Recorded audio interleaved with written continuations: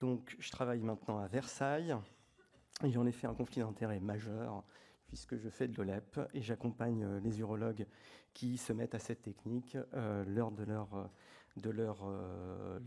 mise en route. Et j'ai un lien d'intérêt encore plus important puisque j'aime cette technique et je pense qu'elle mérite d'être défendue.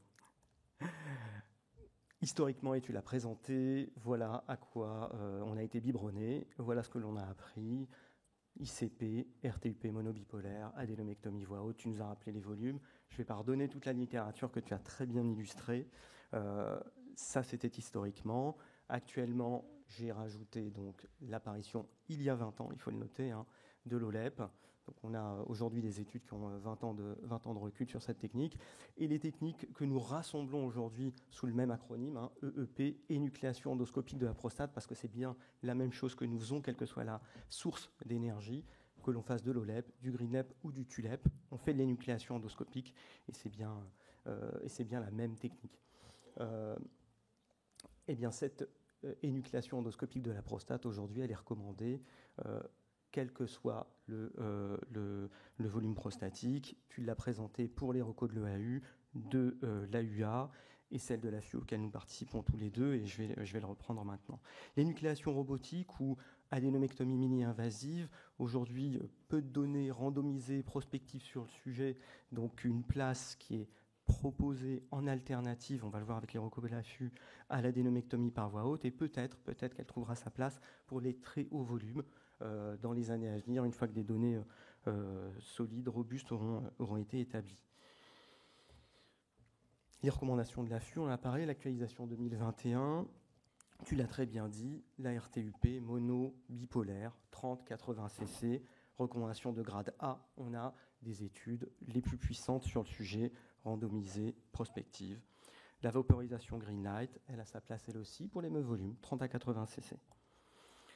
Ce qui est intéressant, c'est de voir la tournure de la recommandation de l'AFU sur la proposition des EEP, des énucléations endoscopiques de la prostate.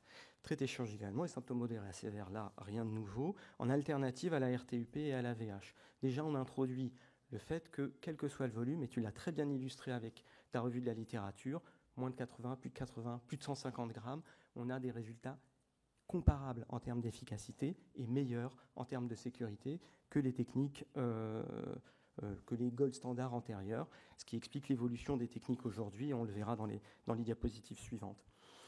L'OLEP reste la technique de référence pour l'énucléation endoscopique, vu le nombre d'articles et de données qui ont été publiés ces 20 dernières années sur les reculs à court, à moyen et à long terme.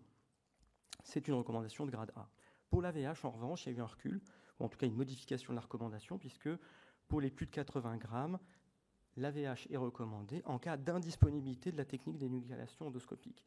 Donc là, il y a déjà un passage devant de ces techniques d'endoscopique.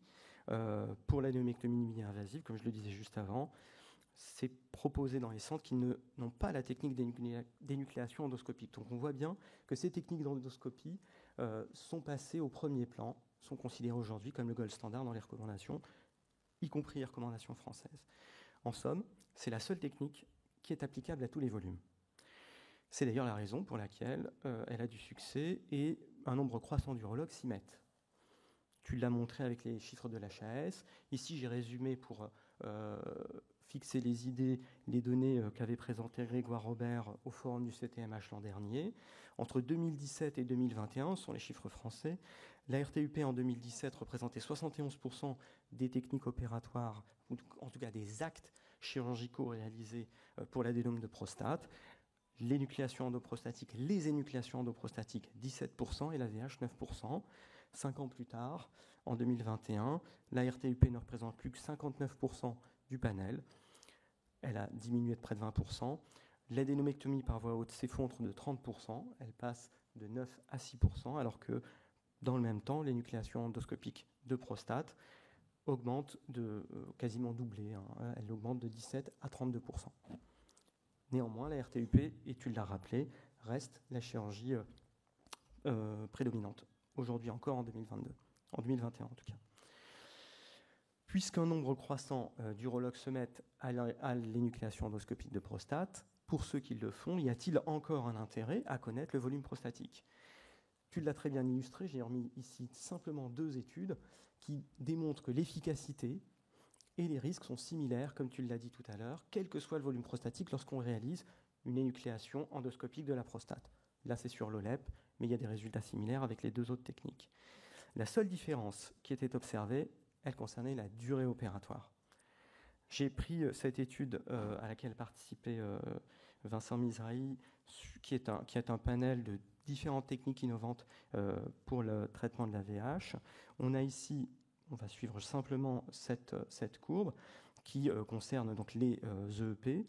Et donc, certes, la durée opératoire augmente en fonction du volume prostatique, mais elle augmente dans un écart qui est raisonnable. En d'autres termes, lorsque vous avez une prostate qui fait une 50aine de grammes, en moyenne, vous mettez à peu près 45 minutes pour traiter ce volume, et pour des volumes jusqu'à 150 cc, on met à peu près 90 minutes pour un opérateur entraîné. Donc cet écart, il est faible, il est prévisible, et c'est vrai que c'est intéressant de connaître le volume prostatique pour évaluer sa durée opératoire. Je ne reviens pas sur la performance de l'équipe de Xavier Durand, mais qui démontre que tous les volumes sont opérables avec les techniques endoscopiques de la prostate. En somme, puisque le panel chirurgical change, il évolue, le volume prostatique n'est plus, mon cher Jérôme, un critère de choix pour la technique chirurgicale à l'ère de l'énucléation endoscopique de la prostate.